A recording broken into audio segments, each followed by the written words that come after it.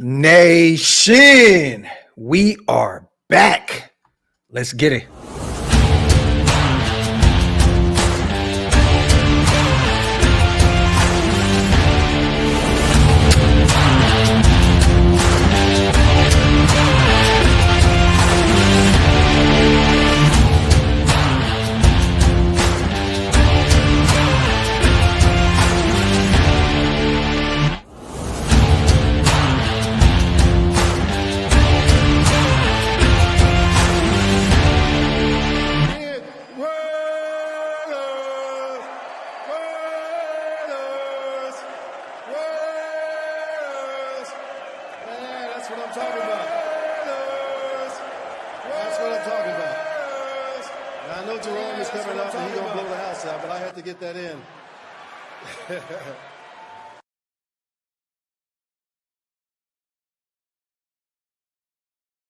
Yo, salute and welcome everybody to the latest installment. My wife threw me off instantly.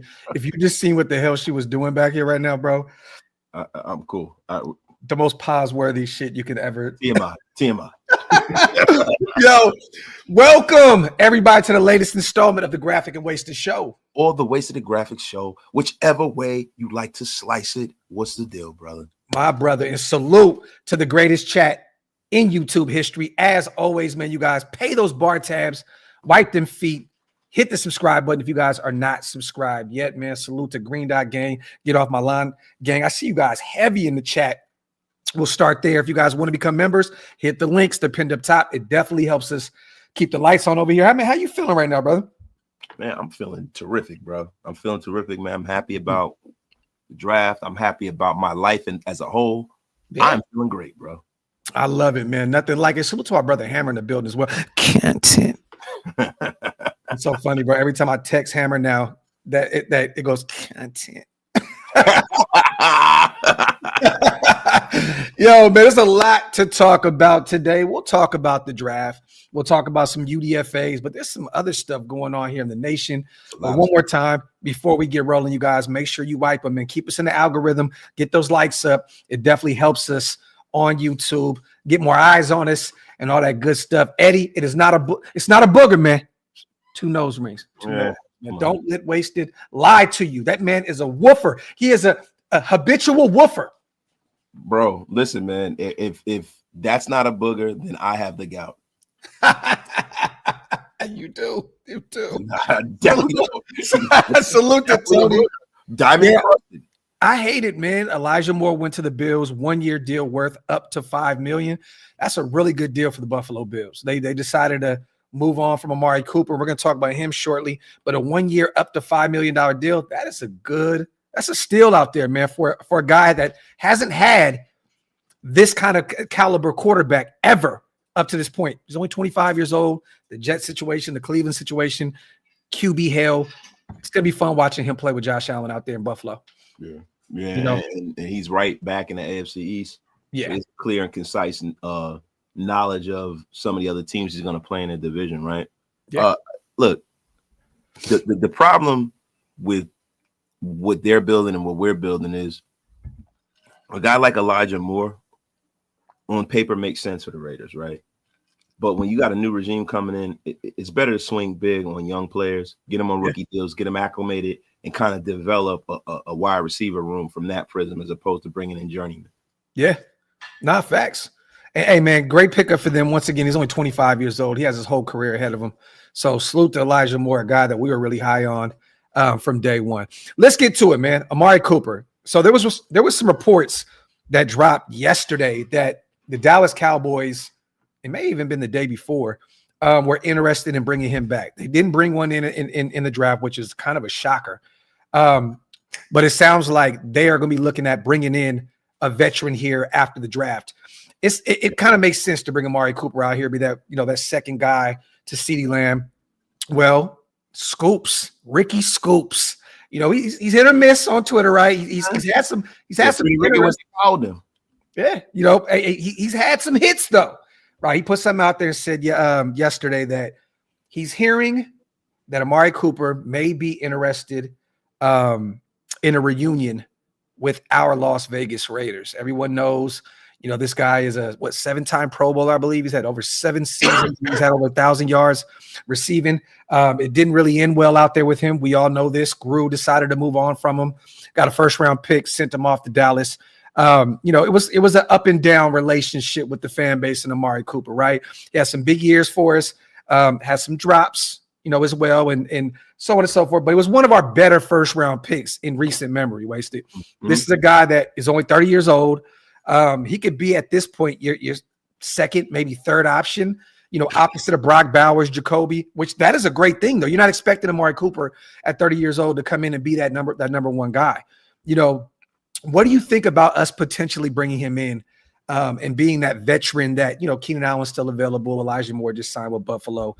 We've seen Diggs go to New England. Cooper Kupp goes to Seattle. At this point in the game, which salute to Spy Tech too, for waiting until after the draft. We got 2 comp picks, you guys, a 4th and a 5th next year. Great way to go about the formula, the draft formula stuck around. We got 2 comp picks next year.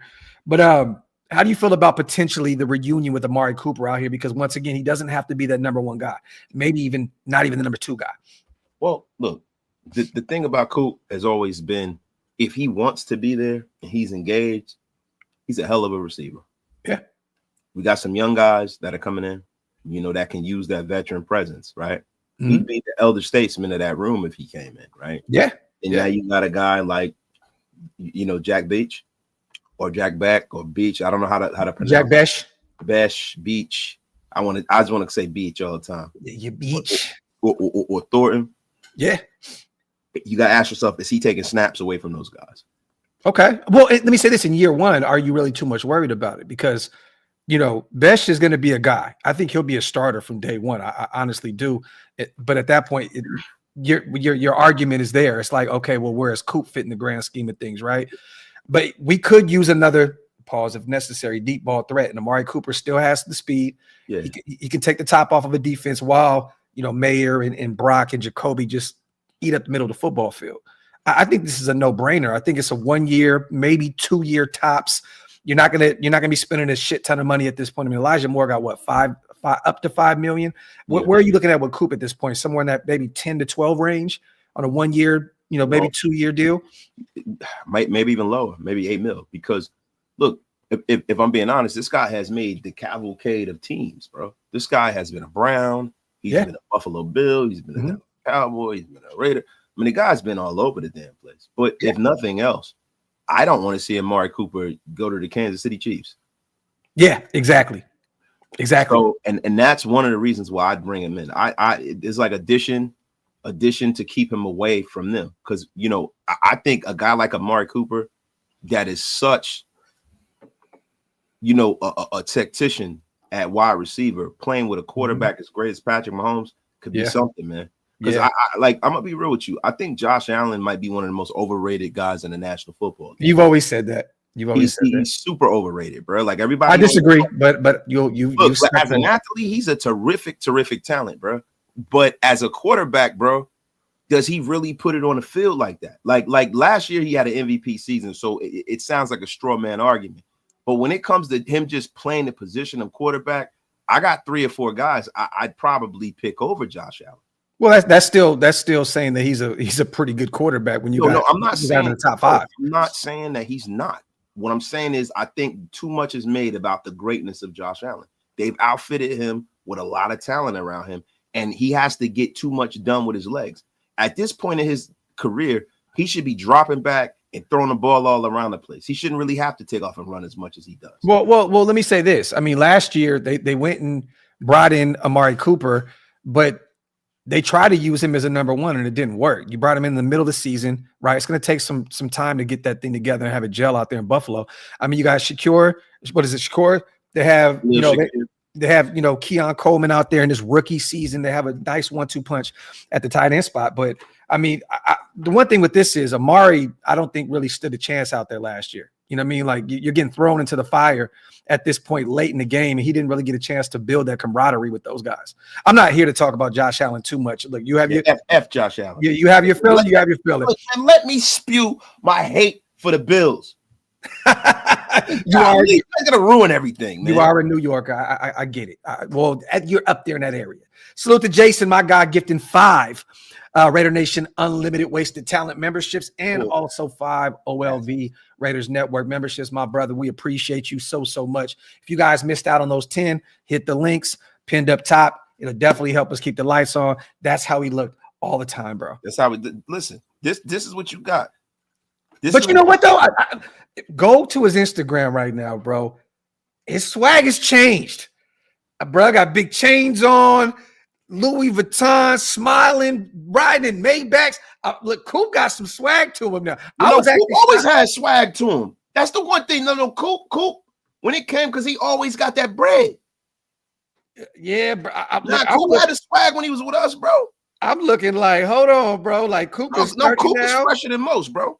Look at Coop, dog. Look at Coop, man. No, Coop always been fresh, bro. Come on, but look at Coop over there looking like Ghost Son on Power. Yeah, right. Yeah, worry like Tariq. But bro, like Coop always been cleaner than new money, bro. Yeah, that ain't, you can't take it away from him, bro. I'm just talking about he don't look like the most enthusiastic fellow. No, you're right. You're totally right. But to me, bro, I wouldn't mind the Raiders bringing in Coop, bro. Yeah, I wouldn't mind it, bro. I wouldn't mind it. The thing is that you got to ask yourself, where does that leave the development of Thornton and Beach? You just want to do it. You just want to do it. I just want to say Beach. I'll say this. I think honestly, man, it's a young man's game. I want to see Besh. I want to see Thornton get a ton of burn this upcoming season. But I'm not against bringing it. Everybody was all good bringing in Hunter Renfrow. Well, what's the problem with bringing in Coop at this point? You know what I mean? Like, don't like Coop. And I'm gonna be real with you. Most Raider fans don't like Amari Cooper because of the time when he got punked out by Pac-Man Jones. I mean, hey, man, shit happens. People still rock with Crabtree after the situation that happened with him. Yeah, but he got down for his. No, definitely. He got down for his. Coop got just punked. Slammed his head in the ground like a little bitch. I'll say this. That bitch. We can use another wide receiver in that room. We got really young in that room now with Thornton, with Besh. We still got 2 really young tight ends with Brock Bowers and Michael May, both on rookie deals. Jacoby is the elder statesman in that room at this point, right? You can use another what do they call wildly veteran in Amari Cooper, a guy that has had a ton of success, a ton of production at the NFL level. And when I mean success, I mean over 7 seasons with over 1,000 yards receiving. So he's put up a ton of production anywhere he's gone. He was great in Dallas, was really good out there in Cleveland. He had a down year last year between Cleveland and Buffalo. So at this point, I would bring him in. I don't think that you're losing out on anything. We have $42 million at our disposal at this point. There's nothing wrong with bringing in a guy like Amari Cooper that's going to come in, lunch pail type dude, play ball, be quiet. And I think Pete Carroll and company will love, and I think Chip will find a way to get him really involved in the offense as well. Get loose with Chip because the one thing with Thornton, we don't necessarily know because he's a rookie if he's going to be able to get off of press coverage. If he's the kind of route runner. With Amari Cooper, beyond a shadow of a doubt, you have a talented enough receiver to take the top off of the defense. We don't have that. That's the one thing this offense is missing. You don't outside of Thornton, that can stretch the field. Yeah, outside of Thornton, but I'm talking. Once again, it's a rookie. It's a rookie. Yeah. That for a fact. Well, Trey Tucker as well. Well, that's another guy that really hasn't gotten it done like that.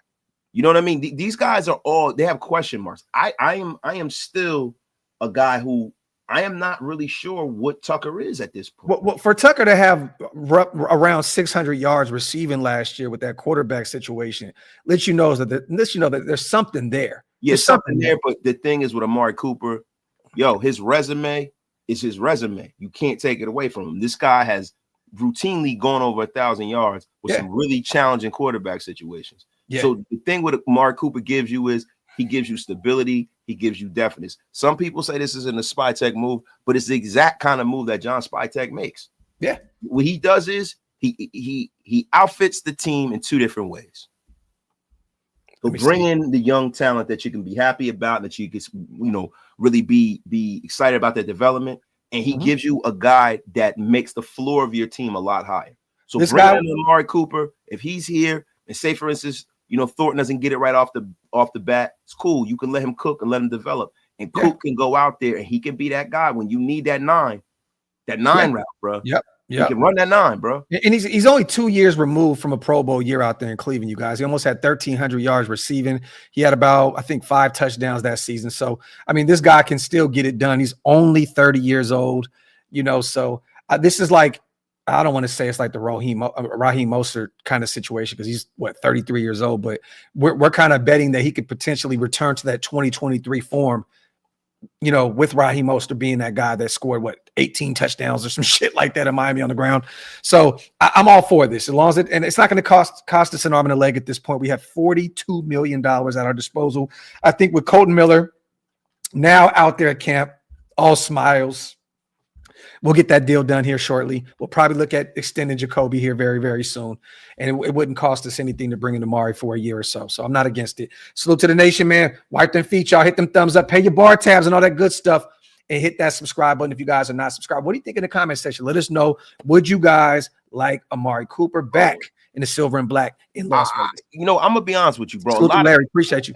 My estimation of what people think of the Coop situation has dropped from seeing people want to bring Tyler Lockett in, want to bring Hunter Renfrow in, want to bring Flossom and Jetsam in, and not wanting to bring an Amari Cooper in here on his team-friendly deal. Yeah. I'm about to go red. I'm about to start acting like Mel Kiper Jr. I'm telling you, right, I'm going to start acting like Mel Kiper Jr. about Shedeur. I'm going to start going crazy. Yeah, he was going bananas, for sure. But let me say this. It makes a ton of sense. Just like our brother Waster said, we were talking about Tyler Lockett. We were talking about Elijah Moore. We're talking about Keenan Allen. This is a guy that is just, once again, only 30 years old. I think he'll be 31 in January. So he still has a few years left. And honestly, he's kind of at the pinnacle of his career, 30 years old. I mean, that's kind of that stage where you can still get loose. I mean, look, remember Devontae at 30 years old. You know what I'm saying? So, we shall see. With Geno Smith in the building, it'll definitely be a better situation than he had in Cleveland. And once again, he didn't have a ton of time in Buffalo to build that chemistry with Josh Allen. Salute to Raider Prophet. Bro, is the Mayor debacle finally over? Still so many negative rumors. Rooting for him to be a serious impact player for this offense and a leader. From what we've seen, Prophet, it seems like it's, a thing of the past, but it sounds as though this has happened before.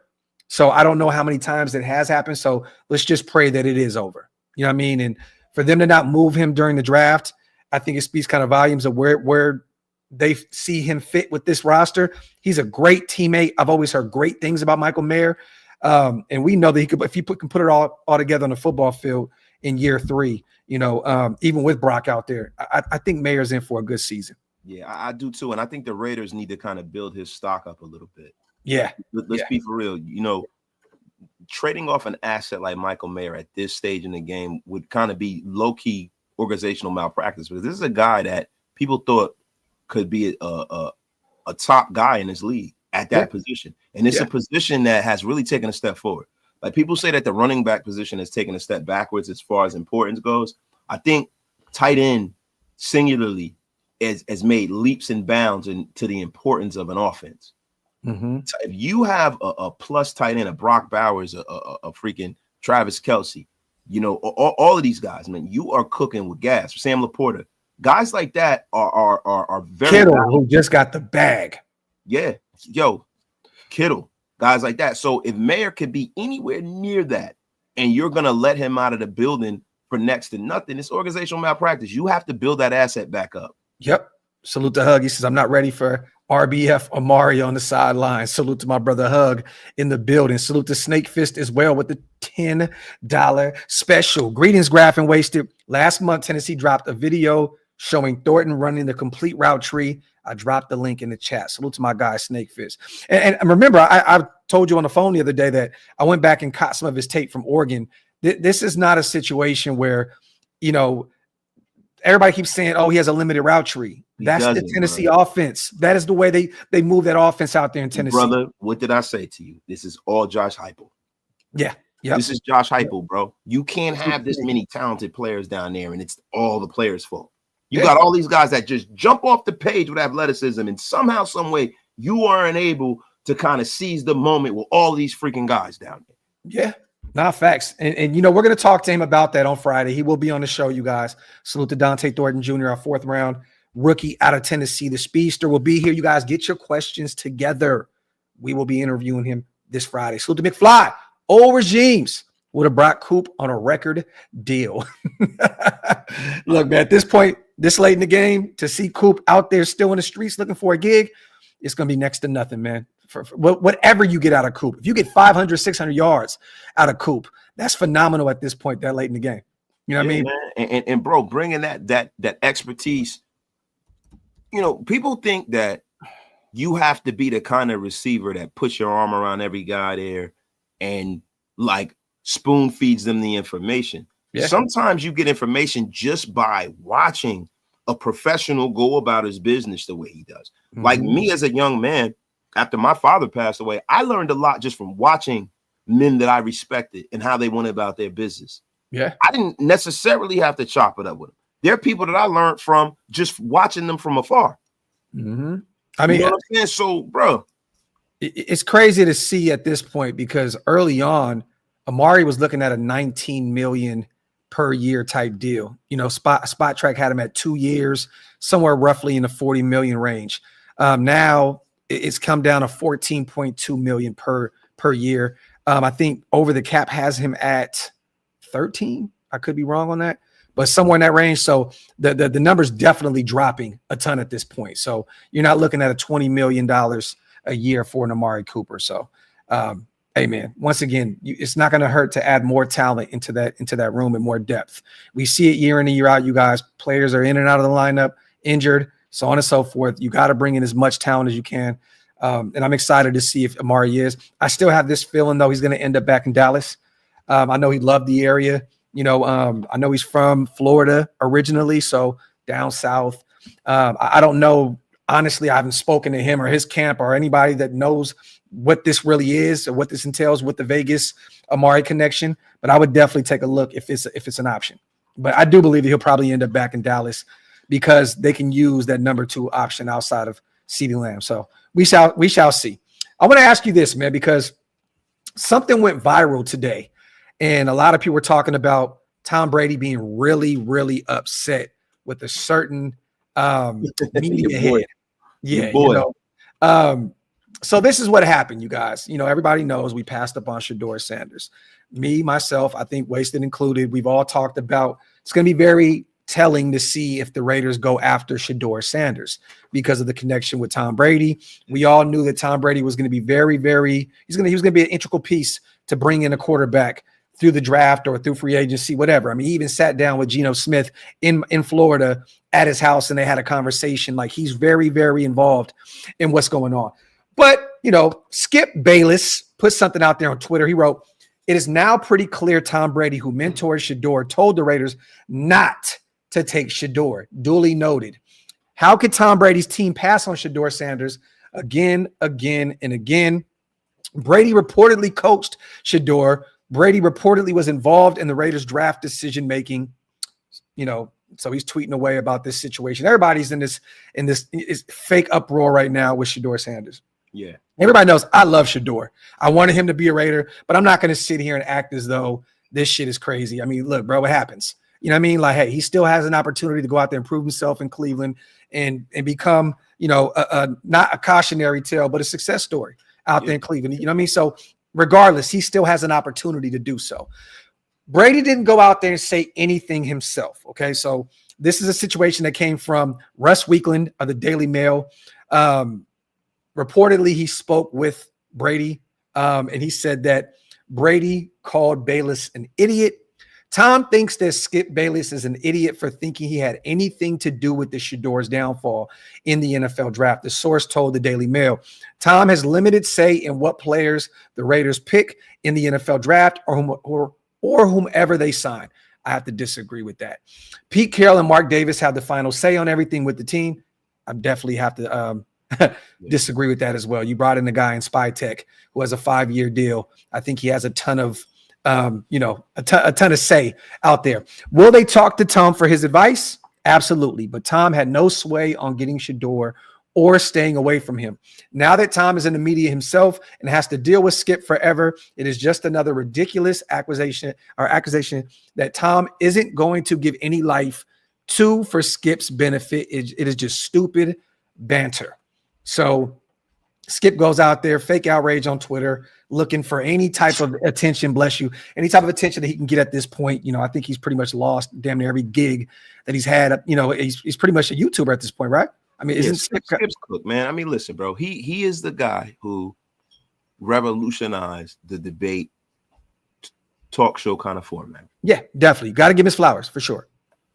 That's always what he's been. He debates, whether it's mass or is media. He debates. Yes.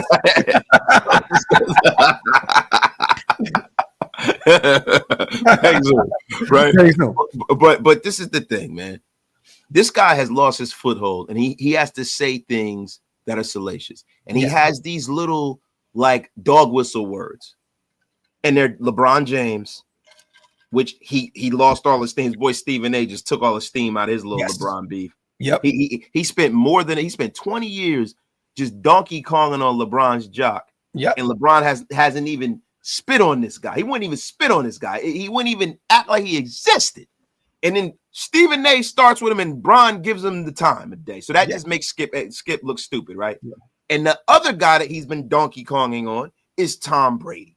Well, I'll throw Dak Prescott into that. Well, he's a Dallas Cowboy fan, so that don't count. I've been watching Skip Bayless since the Sports Reporters. He's a Dallas Cowboy fan. He is. I love that back in the day too. We're old, right?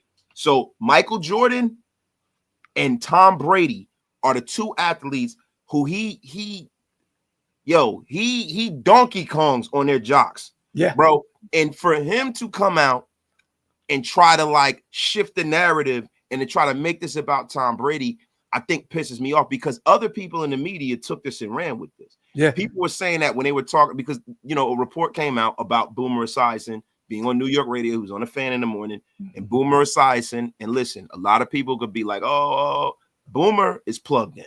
Yes. You can say what you want about Boomer, former league MVP. Yeah, he's plugged in. Yep, plugged in. He's in that good old boys network, and they told him personally that team said to take Shedeur off their draft board. And I believe it. And I'm going to tell you one thing, right? We talk about collusion. We talk about Brady. We talk about this, that, and the third, right? But the thing that hurt Shedeur the most, right, are two things, right, is not understanding the reality of the situation, right? I think when Shedeur went into this, and I wanted to talk on this, I really, I didn't really want to get into it because he's not a Raider, and I kind of poo-pooed it the other day, but I want to get into this. Yeah. There were a lot of people that are outraged, and they're saying, oh, man, they're making this thing like a race thing, or they're making it a thing, a little of all of this could be true. Everybody has their reasons for the reasons why they stayed away from Shedeur, but I think the biggest reason is that millionaires don't tell billionaires what they're going to do. And if the National Football League has not shown me anything over the years, when you as a player or coach or whomever try to tell those rich people what to do, they will show you that they're willing to lose money to make you look like an asshole. Yeah. So when Prime was going around saying, "Oh yeah, we gonna hold your man in it. Oh, we gonna hold your man in. We gonna do like man. Must get play for the Cleveland Browns, and now you're playing for the fucking Browns." Yeah, and you know why, bro? You know why? Because this the difference. People say, "Well, Archie was able to do it. Why can't Dion do it?" Because Archie didn't say nothing. Archie just fucking did it. Yeah, and that's the problem. The game is to be sold and not told. Sometimes you got to just shut up and do whatever the F you were gonna do. Shedeur was carrying himself in a weak quarterback draft like he was that guy. With only, let me add to your argument, maybe 5 teams tops that needed a quarterback.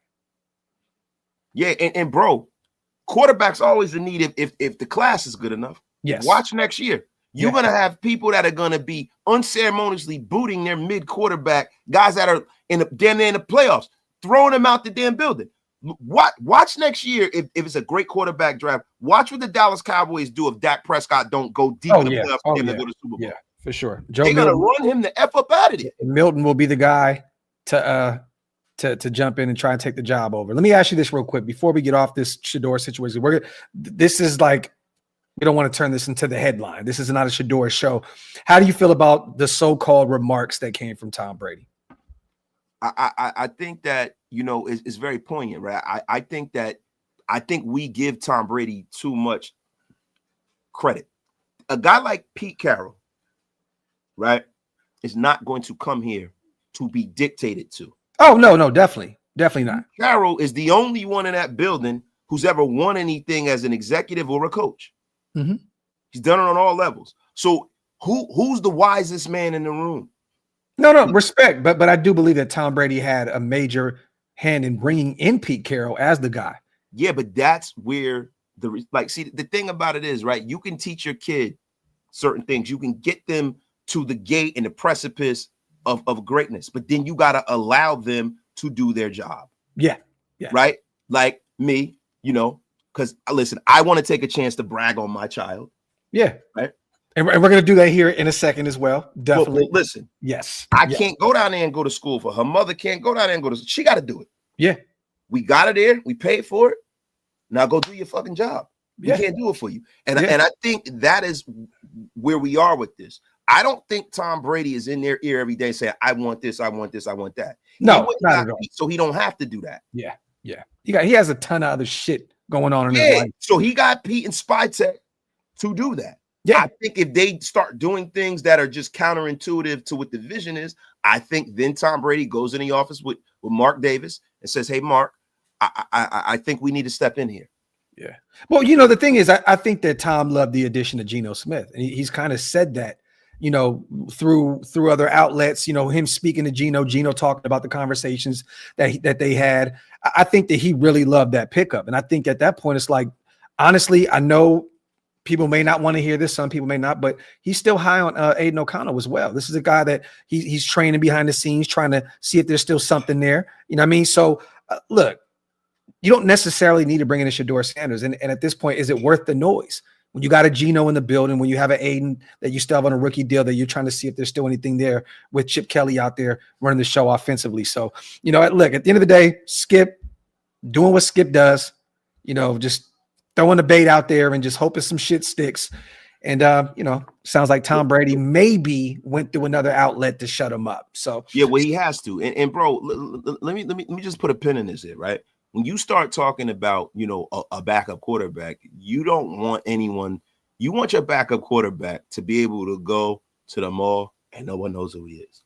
You don't. It's not. It's kind of counterintuitive to have that guy in the building that's going to be a backup unless you're totally sold on him as an organization, right? Yeah. Everybody from top to bottom on him being the heir apparent to the job. It's not good to have a guy in the building that people are going to be screaming for that they're not really sold on. Now, yeah. When you talk about the reasons why, right? And I wanted to finish this really quickly.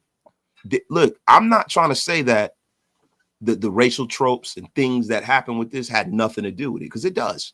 Oh, there's so many aspects. There's so many different things that go into this. But bro, let me finish, right? Like, yo, it does, right? But that's not the case for every single organization. Mm-hmm. There are some organizations who were turned off by his dad. There were some organizations who just don't like him as a prospect. Yeah. And there are also those organizations who don't want their quarterback having that kind of swagger, right? And they don't like that. And do I feel like that could be a problem in a sport that is predominantly black players? There's a little bit of an issue there, right?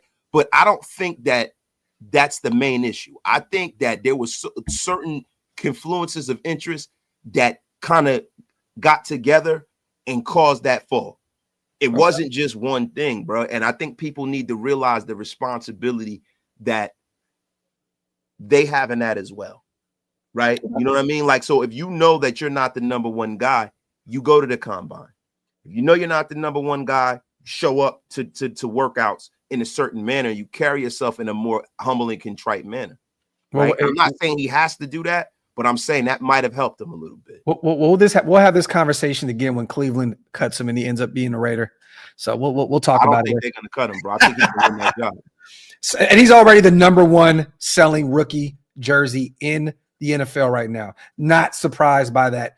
Not whatsoever. Salute the Raider Prophet. Keeping it real. Past 2 years, we were high on McCormick. Where are we now at the current running back room? Who do you see as our top three? I love this room. And, initially I was a little confused by not double dipping there in the draft. I thought we would get another guy there late, but they brought a few UDFAs in that they're working out to see if there's anything there. But I think that they're really high on Sincere when healthy. I think that they want to see what Dylan has, our former 6th-round guy out of New Hampshire in year 2. And they brought in Raheem Mostert. They really believe in him. He spent a year with Chip out there with the Niners. I like this. I think this went from probably being one of our weakest rooms to one of the strongest that we have on this unit.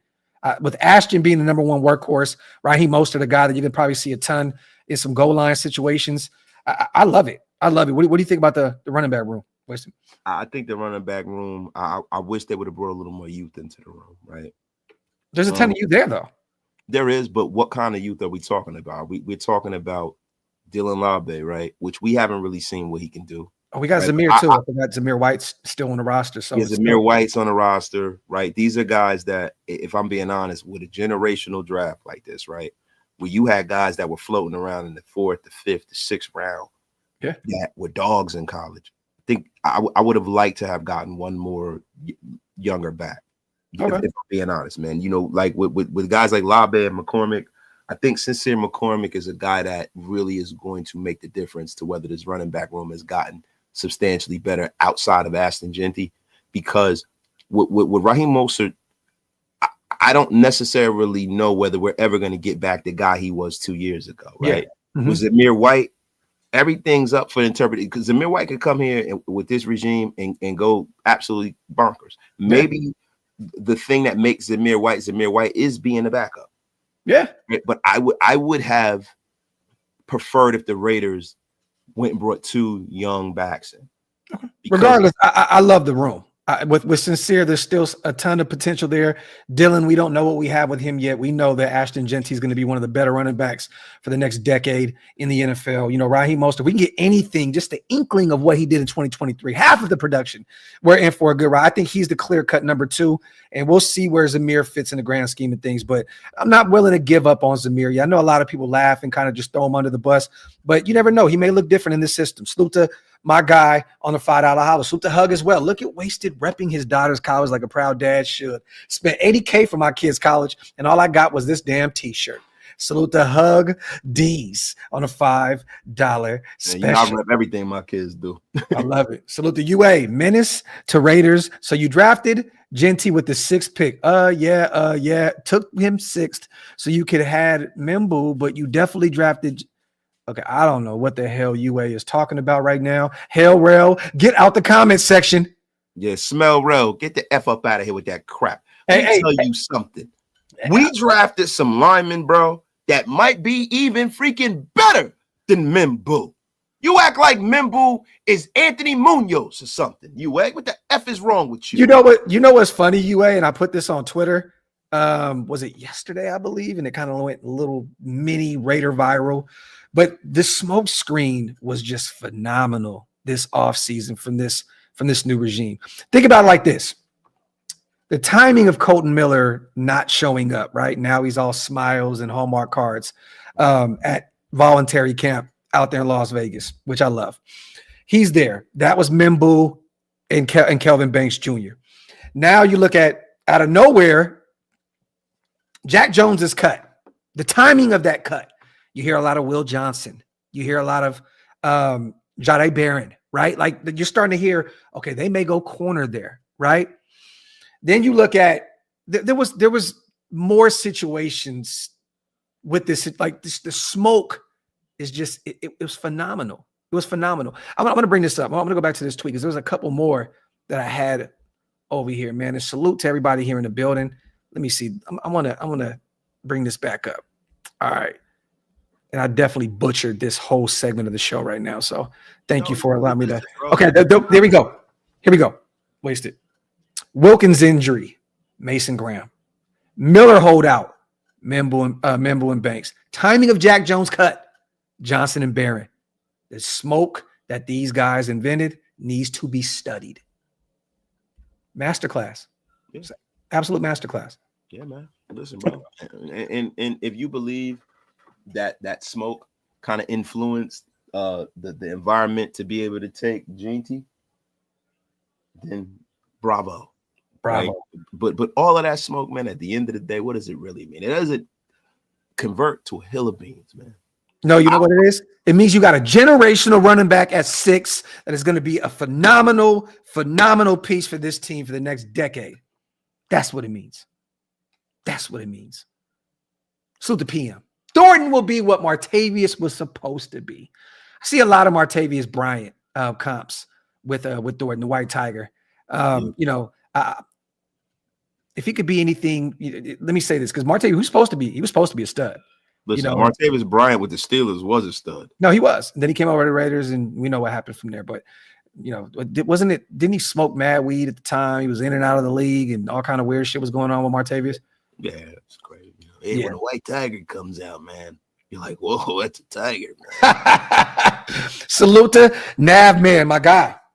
The fact the Steelers passed on Sanders at 21, considering their quarterback situation, was very telling. He was dropping deep, pause, just in my opinion. Well, the thing was, they were high on Will Howard, too. He's a Pennsylvania guy, local guy. They got him in the 7th round. I think it was the 6th, 7th round. 6th round. A big, strong arm quarterback, can move. See, you got to understand something. Playing in Pittsburgh is different, bro. It's like playing in Giant Stadium. Yeah. Arm strength is a premium when you play in places like that, right? When you play in Jersey with the wind swirling around. That's one of the big reasons why Phil Simms was drafted over Joe Montana. And I think his arm strength is underrated because a lot of people, that was the knack on him coming into this draft, was he didn't have enough arm strength to get it done. I think that it's definitely underrated. But who Shedeur? Oh no, I'm talking about Will Howard. No, Will Howard has a pretty damn good arm. So I think that's one of the reasons. Like, I think a lot of that is just from a measurable standpoint. And if you look at the people who are in control of the Steelers, they have a certain archetype of what a Steeler looks like. Yeah. And it's always been that way. Yeah. So I didn't buy them going out there. They go out there, they get physically talented guys. That's what the Steelers do, man. Mm-hmm. They build a bully, even under center. Yeah, and Aaron should be a Steeler anytime now. I don't know what the hell they're waiting on. Aaron's probably a darkness retreat or some weird shit. I don't know what the hell's going on. So to the most, I don't know why we're even talking about this when we got AOC and Geno as quarterback too. DeMokes with the $5 AOC MVP incoming. Salute to my guy DeMokes. Salute to CGR. Appreciate that content. Wasted and Graphk. Salute to my guy CGR, one of the mob fathers himself in the building. I appreciate you, CGR. I think we're almost caught up with the chat. I think Rube just dropped a bomb. Let me see. Salute to Spivey, gifting 5 Raider Nation Unlimited memberships. We appreciate you, brother. That means a lot. Salute to all the new Get Off My Line gang over there at Waste's channel. Appreciate you, brother Spivey. The Kevin Nash of Mount Shillmore. And let me see. I think we're almost caught up. There's some more Raider news we're going to go over as well, you guys. Salute to Rube on a $20 special. Our O-line played good last, I think last year. I think that's what he's trying to say. Play calling and running back play was horrible. Parham played like a top guard till he got injured. JPJ is great. Colton is great. Glaze was a good rookie. And Meredith was a surprise. Added depth in the 3rd. Yeah, man, I think I'm still sticking to this, Rube. I think that we have one of the most underrated units on the in terms of the offensive line in the NFL. I even seen some beat reporter on Twitter the other day, and I retweeted to say that we have a sneaky potential top 5 O-line this upcoming season. Yeah, I saw that. I saw that, and bro, I think it's a little premature. No, definitely. You're expecting young kids to develop pretty quick and then fast in a hurry like Glaze and JPJ for that to happen, right? But it's interesting. Yeah, it's interesting, but so cool. the thing that for me, bro, that is going to make this line what it is, it's 2 players, right? One, it is DJ Glaze, bro. Mm-hmm. Like if DJ Glaze can build on what he did last year, great. This team becomes a completely different team, bro. Because look, bro, the way the guy played last year, man. Let me tell you something, man. Nobody expected that. People thought he was a throw-in. People thought we reached. Who the hell is DJ Glaze? Hey, we were 2 of them in Detroit. Like, what did we just do in the 3rd round? Bro, and when you look at it, man, that dude held that right side down in a way that we haven't seen since. Since the old car insurance days. 2016, yeah, car insurance days, man. We haven't seen it like. And bro, I'm gonna be honest with you, bro. The other guy that we need is the kid out of Texas Tech, man. That kid, bro. I was watching highlights of him right now. Look, Caleb Rogers. When I was watching, Caleb Rogers, right? He was a right tackle in college, right? And excuse me for being old, right? But I saw that kid pull from the right tackle and be the lead blocker. Bruh, that's a big physical dude, bruh. Yeah. That you're putting at guard. Man, let me tell you something. That boy, he is going to start, bruh. And that was one of Wasted's hot takes right there. And at this point, I mean, really, we're still looking to see two guys take those guard spots, right? So that boy's going to start, bro. That boy is going to start. And if he starts, this line is going to be special. Yep. And Charles Grant will be a future starter down the line. He's a perfect draft pick, bro. Yeah. Salute to Hug, gifting 5 OLV Raiders Network memberships. My brother, the GOAT himself.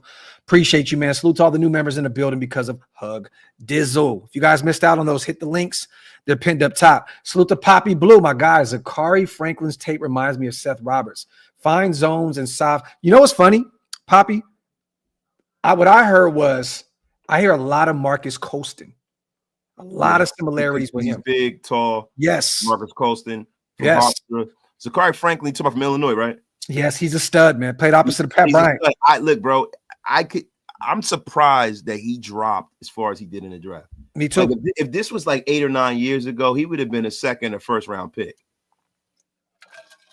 He's a stud. And he's one of the guys that I was looking at over his tape the other night. At some point, we need to do a tape breakdown of Zachary. I want to do the Melo Dotson tape as well, but I love watching Zachary Franklin. This was a guy that was on our wide receiver board a lot during the offseason, but I think he will make the cut. I can see him being that 5th or 6th wide receiver. Like he's a dog. He's a dog. For those who are not in tune with Zachary Franklin, go check out the tape. I'm telling you now, the kid's a stud out of Illinois.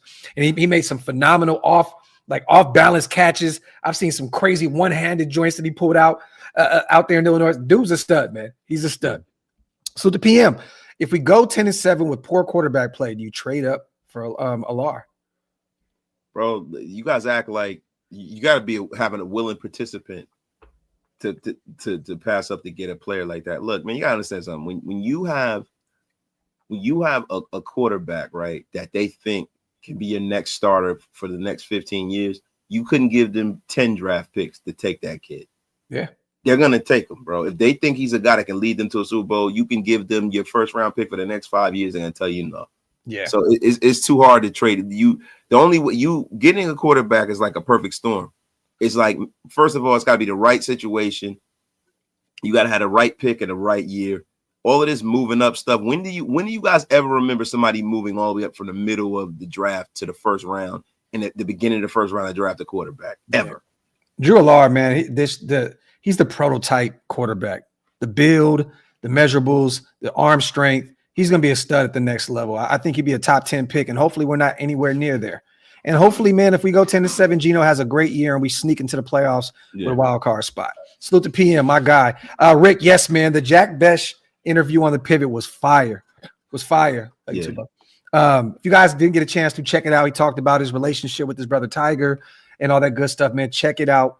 Great interview with Jack Besh. Salute to Yvette Niles. Congrats, Wasted. Girl dad. Baby girl did her thing. Talk, Niles. Talk, sis. Definitely, man. You love it. Appreciate it. Thank you. My son is being super loud and disrespectful in the background. Yeah. Salute to Noon. What's good, fellas? Did we do enough this offseason to fix our quarterback room? Raiders. Yes, we moved a 3rd round pick and got Geno Smith, the guy coming off of a season where he threw for 4,300 yards with the bad O-line and no run game. I think we did really good bringing in Geno. And this is the problem, though, right? You can't rest on your laurels. You have to continuously bring players in that you can have on this roster. Like we did this year, you got to draft a quarterback every year till you figure it out. so you can kind of make a smooth transition from Geno to the next cat. Yeah.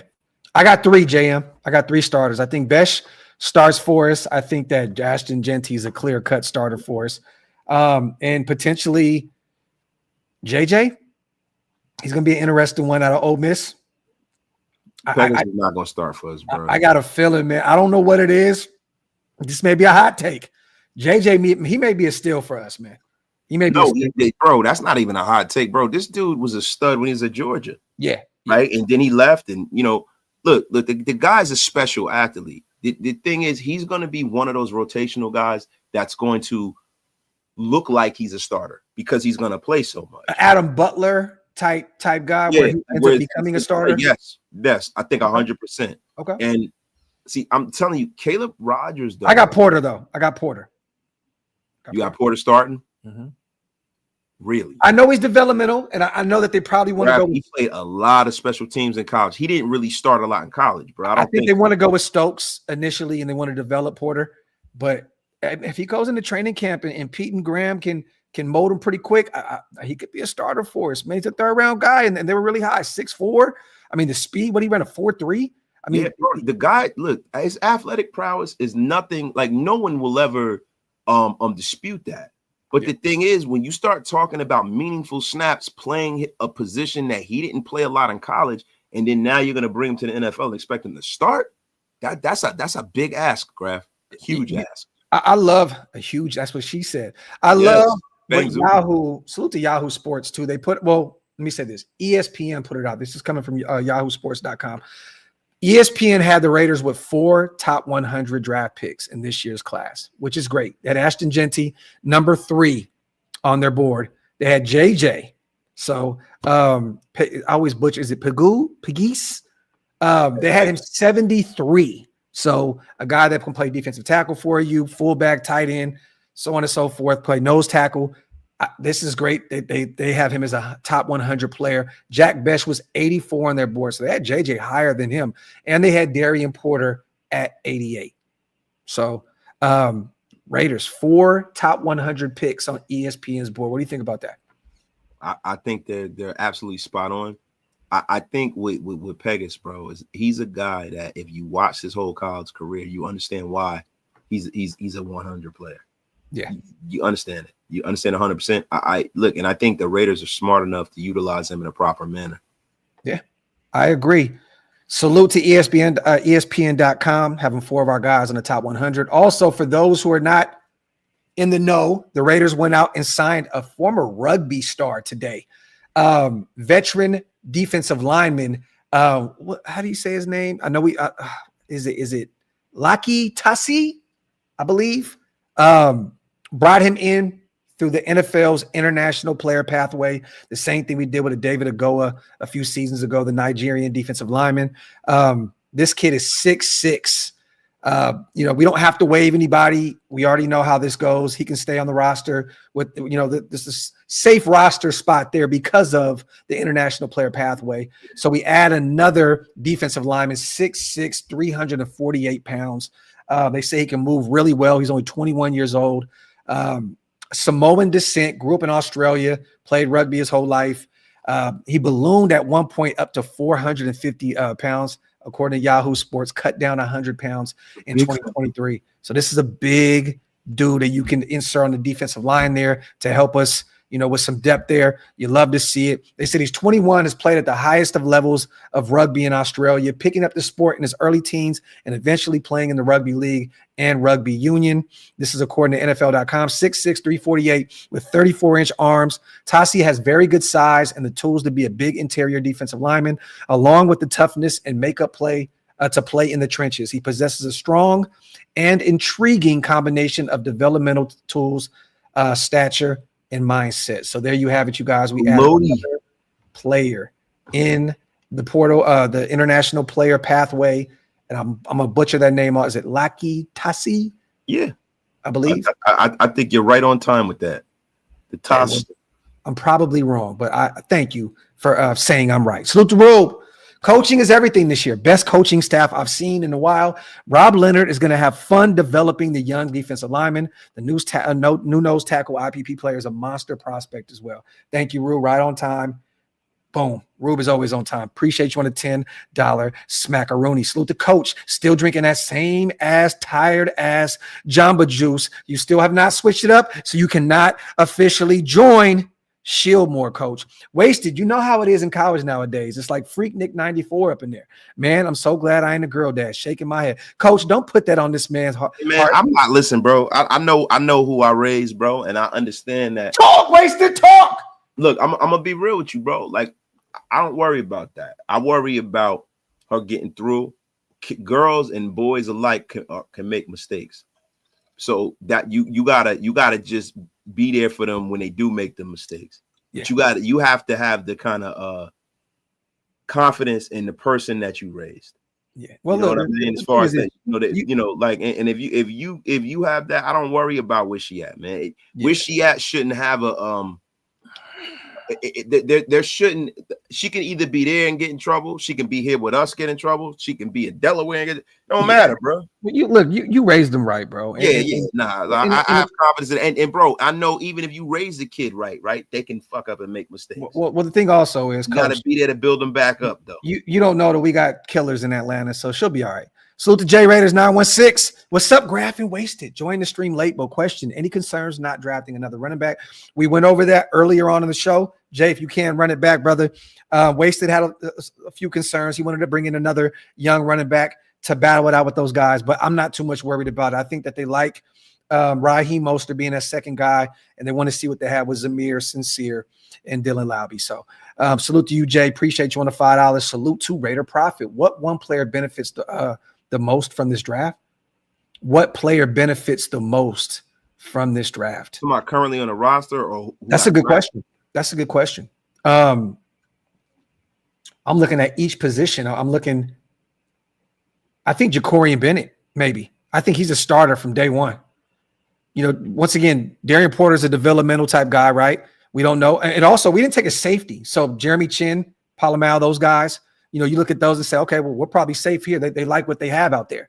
So the safeties, that group, I think Jacorian Bennett, man, I think that they're going to have high hopes for him. I think he's going to be a starter this year. We're just only adding one corner in the actual draft. We brought in a ton of UDFAs that are going to come in and potentially battle it out. But Jacorian, those safeties. Bro, I think Malcolm Kuntz. We didn't have an edge rusher until the UDFAs. Look, bro, I'm going to be honest with you. The person who benefited from this draft the most is Geno Smith. Ooh. This draft was the Geno Smith draft. They outfitted this entire team around his skill set. That guy's going to be protected. He's going to have weapons. This is the Geno Smith. He has the coach that he needs. He got a defense that's going to get him the ball back. This is the best situation that Geno Smith has been in his career. And not from a weapon standpoint, because he has had some weapons in Seattle from the wide receiver standpoint, but he has never had the kind of tight end that he has here. He's never had a Genty running the football field. Hey, you're not right a lot, Wasted, but when you're right, you're fucking right, bro. You're fucking right, bro. Graphk, listen, I am right probably 9 times out of 10, and you wash your mouth out with soap. Salute to PM, my guy. Zero bias. I said it before the draft in a past live that Porter was my CB3. I think Porter ends up the best corner from this draft when fully developed. Talk that shit, PM. You love to see it, but I agree. I think it has to be Geno. I'm looking at it from a different standpoint of you brought back Malcolm Kuntz on a 1-year deal. They didn't get an edge rusher early. He has all the chances to go out there and prove that he's the guy, and you could pay him again next off season, or even during the season if he can prove that he can come back from that injury. And then once again, that safety room, man. They added some safeties there, some UDFAs, but I think they really like Jeremy Chin, and I do believe that they want to give Palomal every chance to win that other spot out there. With Chin out there, they got 2 big body, lengthy safeties back there. They got some other sneaky guys, Lonnie Johnson, that could potentially give you some reps. We got Trey, our guy. You know what I mean? So salute to PM though. Appreciate you on the $5 smackaroonie. And Jeremy Chin is essentially going to be like a will linebacker. Yeah. He is going to be out there, laying jokers out. Yeah. He's out there to hit people, bro. And I love the fact that, from what I'm understanding, they're gonna allow Palmao to kind of roam. Mm-hmm. They're gonna allow him to roam, man, and I think that's where his skill set best lies. Definitely. Salute real quick also to Hunter Renfrow. We talked about it the other day, you guys. He is now officially a Carolina Panther. So a lot of people were questioning what was going on with them. Did he leave football because of concussions, which we all pretty much thought. You know, he sustained a ton of abuse out there in Las Vegas and with this time with the Raiders. But real quick, for those who didn't see the report that dropped today, he was battling an autoimmune disease. So I don't know what I think they said he's been diagnosed with ulcerative colitis, an autoimmune condition that left him with weight loss, fatigue, and fevers. It said it whipped his ass, brought him down to 150 pounds. He would have 103-degree fevers. It was tough to play when you're not feeling great. So now he's back up to 187. He wants to play at 185 with the Carolina Panthers. So I just wanted to throw that out there, you guys. You know, a lot of us thought that, you know, because of the concussions and stuff like that, it affected, you know, his day-to-day life. It was an autoimmune system that was affecting him. So salute to Hunter Renfrow, and I hope that he goes out to Carolina and proves everybody wrong and has a phenomenal career moving forward. So salute to one of our own, once a Raider, always a Raider, our guy, former 5th-round pick, Hunter Renfrow. Let me ask you this real quick, Wasted. There's still a ton of free agents left. Now, we have $42 million at our disposal. We do need to take care of a few of our guys. You know what I mean? We can pay Colton. We can pay Jacoby. You know, we can bring in Amari Cooper, you know, on an inexpensive 1 or 2 year deal to have, you know, some more value to that wide receiver room. There's still a ton of talks about Miami trying to move Jalen Ramsey, so you could potentially take on that $16 million if you decide to move future draft capital to bring him in. It looks like Miami's still trying to move him, right? But there's some still interesting names out there in free agency. I wanted to ask, you know, what would you do with the remaining money? Because there's some guys out there like Mike Hilton that can come in 31 years old, be a starter for you in the nickel immediately, right? Asante Samuel Jr. coming off that nasty injury. He's still available. There's a Darius Smith, which I would like a lot to bring in as like a rotational pass rusher. I think he's like 31 years old, 32 years old, somewhere around there. I mean, he's 33. So he'll turn 33 around week 1. Yeah. But, you know, he kind of slowed down, man. You know what I mean? At this point in his career, it's a 5.5 sack dude. Yeah. Yeah. Yeah. I mean, but, you know, at that point, if you're bringing in a rotational guy, if you can get 5 to 7, I think that's a good role for him, right? Yeah, well, it is. It all depends on what the money looks like, right? Because there are some young guys that don't have the name, but their game is ascending. So if I'm bringing a guy in to give me 5.5 sacks, I prefer that he be 25 years old and have an ascending skill set as opposed to a guy that I know I'm the best of. He's played his best football elsewhere. Yeah. What would you think about bringing Rasul Douglas back into the fold? 6'2", that's that prototype, you know, Pete Carroll-esque type corner. I know he likes what he has right now with Porter and Jacorian and DCam and Stokes, but would this be another weapon that you would add into that corner room at this point? It's not going to be that expensive. He's getting up there in age a little bit. He has never had a Pro Bowl or an All-Pro, but he's always been kind of that under the radar, really good corner that adds value to pretty much every team, Green Bay, Buffalo, so on and so forth. I like him. I think it was crazy that we got rid of him when we did. Yeah. Yeah. So hopefully if we brought him back on a team-friendly deal, his second act would be what the first act should have been. Yeah. Yeah. I mean, I would definitely add him to the mix. I mean, I think Hilton's – I would love – he would probably be the best guy to start right now from day one in the slot. Like, definitely. But I think they have different plans. Yeah, I think they do too. This building is huge on development, man. Yeah.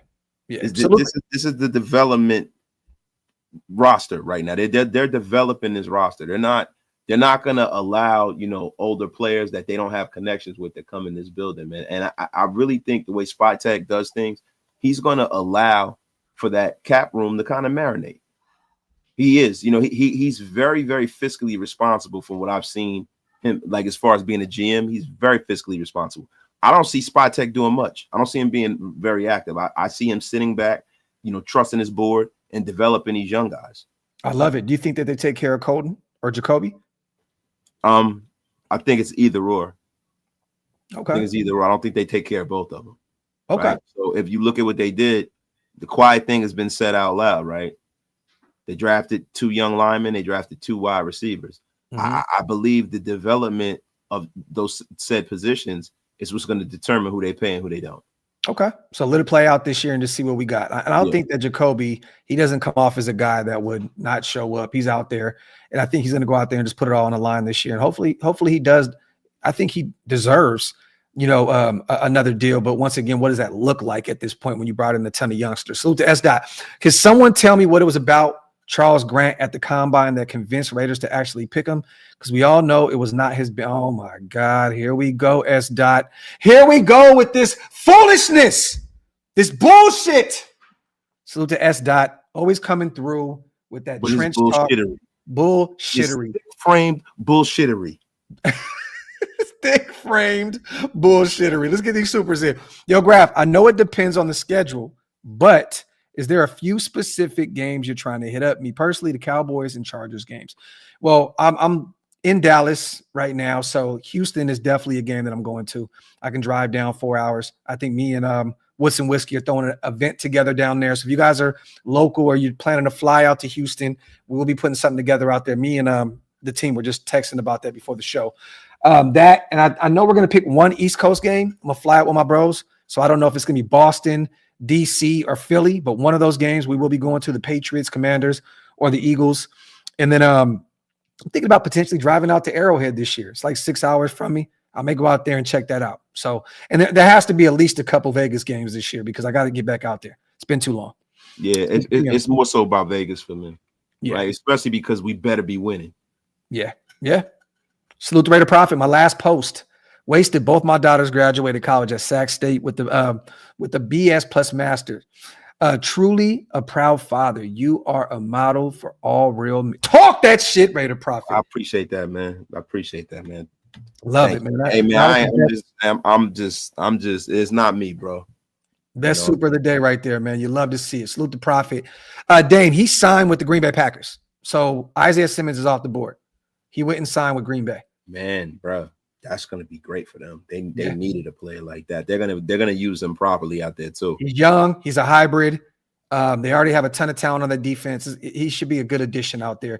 He's one of them guys that you look at and you're like, it just really depends on where he goes, how he's going to play. And I think with all that talent out there in Green Bay, he'll probably end up flourishing out there, with the Packers. Yeah, bro, it reminds me, and I know this sounds so stupid, but it reminds me of Michael Vick. I remember people used to say, the person who figures the right offense out for Michael Vick, they're going to tear the league up. But a person who figures out the right offense for Lamar Jackson. Yeah. You know what I mean? And I'm telling you, with Isaiah Simmons, the person who figures out how to really, truly use him in the defense, man, they're going to get a stud. Yeah. Yeah. Salute to our guy, George Manley. This happened while I was in the hospital, but I just wanted to share my condolences to Don Hasselbeck's family. Super Bowl champ. What happened?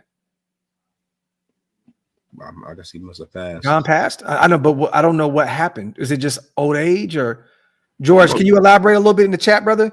Most likely, what I'm saying. It's a guy that was, a little long in the tooth. He's seen many moons. Yeah. So to my guy George Manley on a $10 smackaroonie.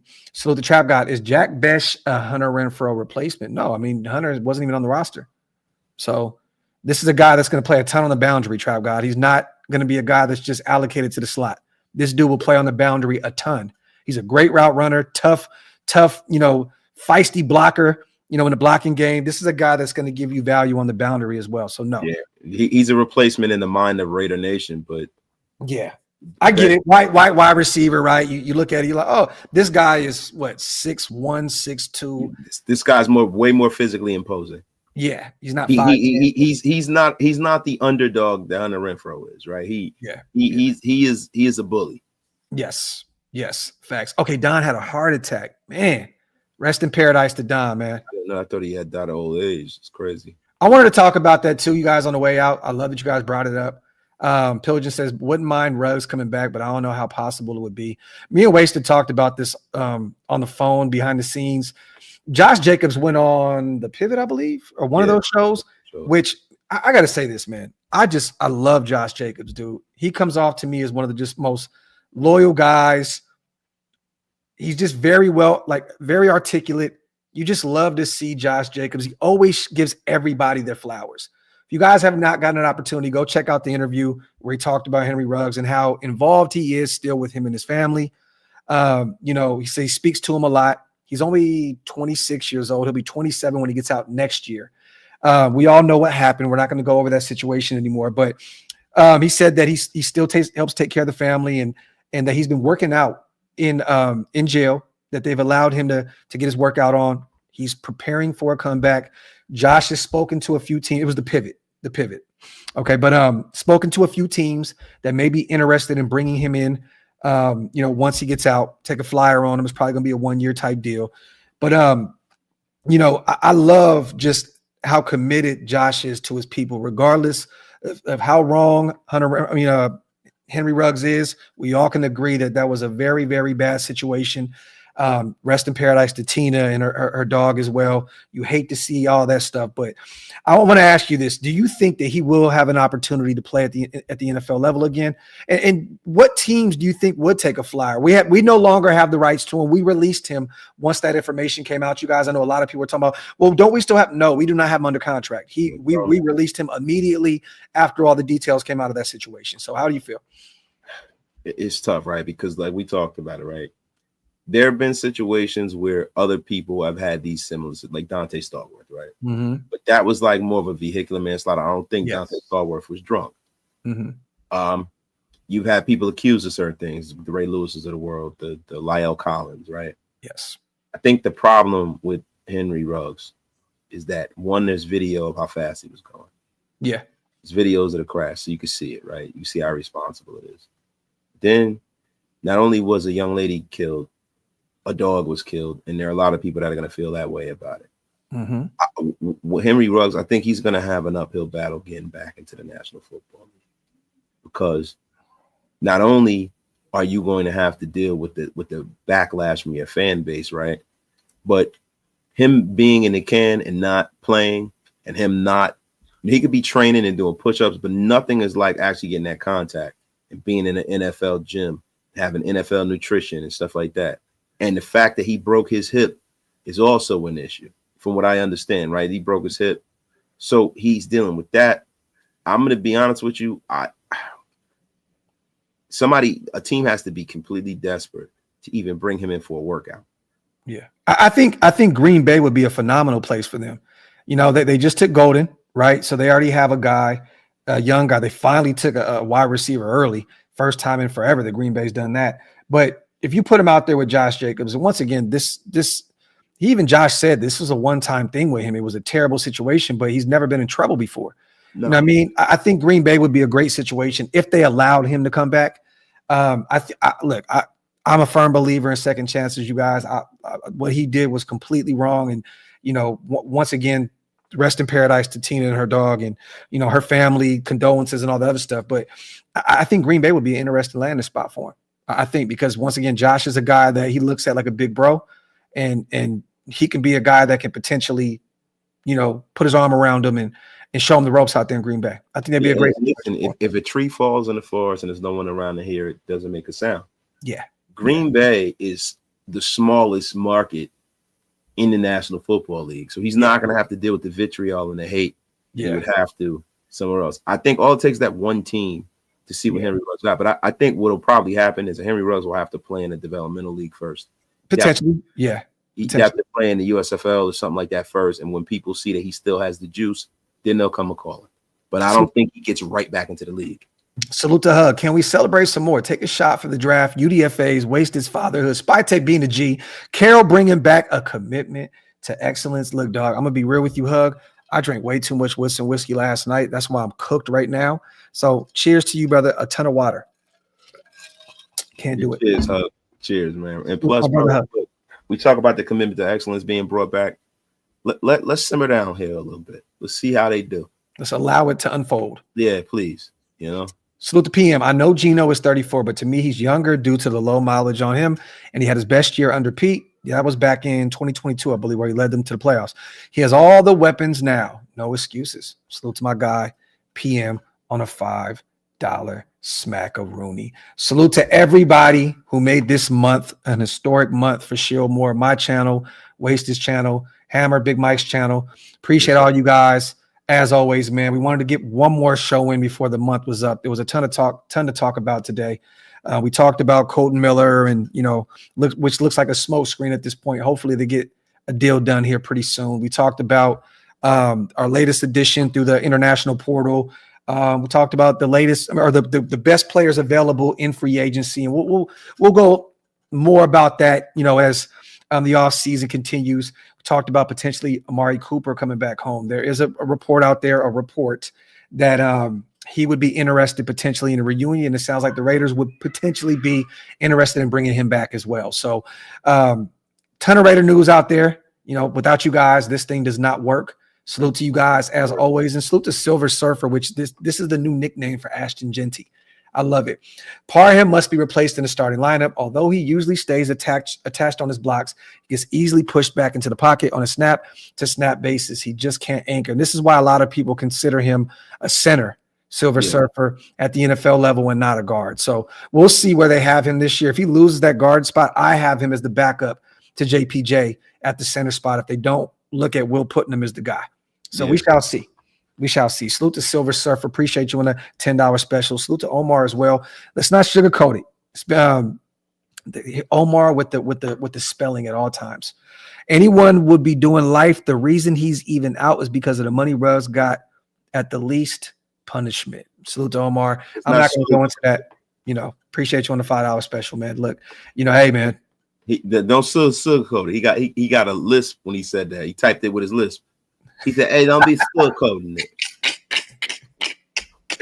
Yo, salute to everybody here in the building. I'm gonna allow Wasted to go to sleep because I see his eyes starting to do this, and I know what time that when Wasted starts hugging himself, he's about to turn into a bat and go hang backwards somewhere and go to sleep. So I know what time this is. So salute to S. Dot as well. Graphk is hung over goat juice. S. Dot, bro. I went to the Rangers game and watched my A's get blown out 15-2 last night. So the drinks were flowing, baby. I took my beautiful wife, my beautiful kids. We had a ball last night, but I drank too much of that Woodson whiskey and had too many Michelob Ultras and got turned out. So I was cooked last night, like turned over in the bed. I woke up this morning and I was just like, oh, I don't even know how the hell we're gonna do this show. But we're here. We're here. So, but anything on the way out, brother? Nah, bro. I'm happy. I'm excited, man. I just can't wait to see how the team turns out, man, in camp. It's going to be one of the most exciting years that we've had because I really feel like we got a chance this year. You know what I mean? Like, for real. Yeah. It feels damn good. I'll tell you that, man. Salute to the chat, man. Appreciate you guys as always. We love you all, man. On the way out, wipe them feet, pay your bar tabs, hit that subscribe button if you guys are not subscribed yet. And also, one more time, this Friday, Dante Thornton Jr. will be live. Make sure you guys pull up. Wasted if you're around. I think you will be off of work. Let's get together behind the scenes and we'll try and figure it out. But either way, one of us will be holding it down, if not both of us. So stay tuned. If you guys can get some questions together for our young rook out of Tennessee, we want to get you guys involved with that show as much as possible. We want to show Dante what this fan base is capable of doing. He's excited. He hit me up. He was amped up. His agent hit me up. Salute to my guy, one of the coolest dudes in the world. They're excited to do this interview. So make sure you guys come with that juice, pause if necessary, because the excitement on Dante's side of things, he's definitely coming through and he's hyped. So make sure you guys pull up. He says Graphk is embracing the Jason Statham look. Yeah, man, you see it. Now, if I pull this down, you're going to see a whole helipad right there. That's why I got it covered up. You know what I mean? But I'm brave enough to do it. Wasted won't do it. You know what I'm saying? 5 bands. Just for Wasted to take his hat off, he won't do it. Won't do it. So hey, man. Hey, that's how Uncle L made his living for years, man. Salute to our brother and salute to everybody, man. We are out of here, you guys.